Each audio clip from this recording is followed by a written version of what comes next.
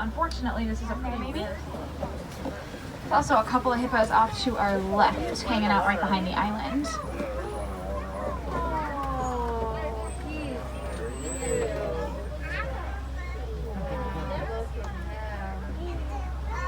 Maybe change his mind.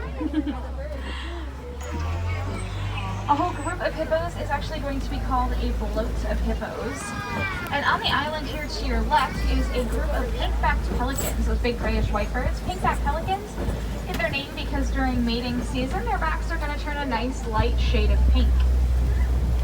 Now for an animal that does tend to spend so much of its time in the water, it can run at almost 10 miles an hour on land. And those jaws, you'll see them kind of sitting around.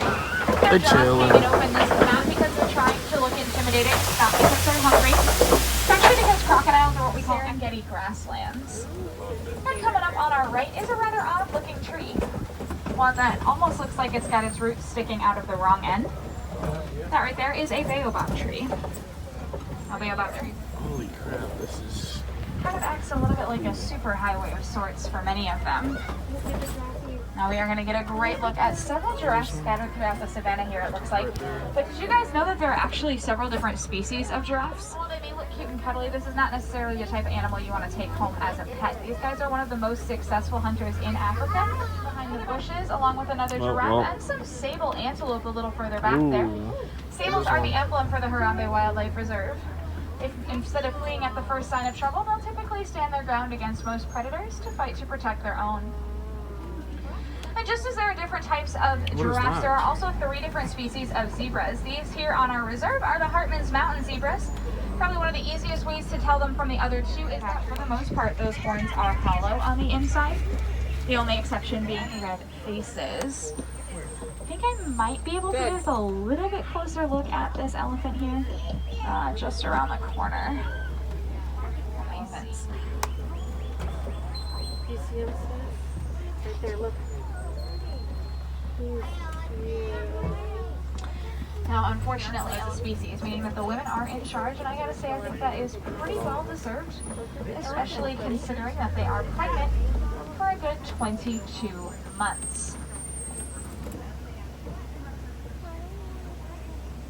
Color from their diet, consisting mainly of brine shrimp and other aquatic creatures that are rich in beta-carotene. Now this means that flamingos are not going to hatch pink initially. In fact, they will hatch gray to start off with. And it does take a good year or 2 of being on that diet with the beta-carotene in it for them to fully reach their pink color. Okay.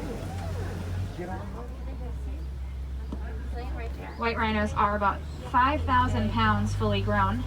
Alright, look at ostrich. Still quite capable of charging at those speeds around 35 miles an hour, but they do have some very tidy and free from weeds. Not to mention that they can provide goat's milk for the villagers. In return here, they have a protected area that does keep them safe away from poachers and predators.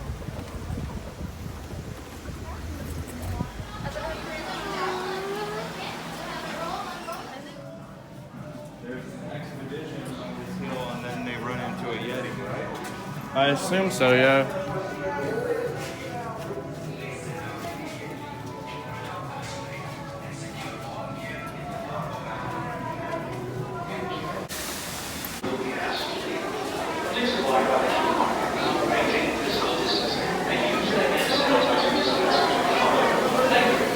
Ow.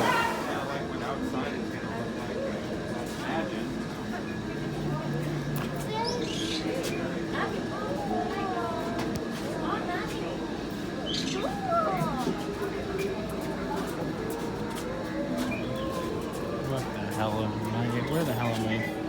Where the hell am me? Oh, it turned orange. It was originally blue. But it turned orange. Oh, is that the mineral right there that they're farming?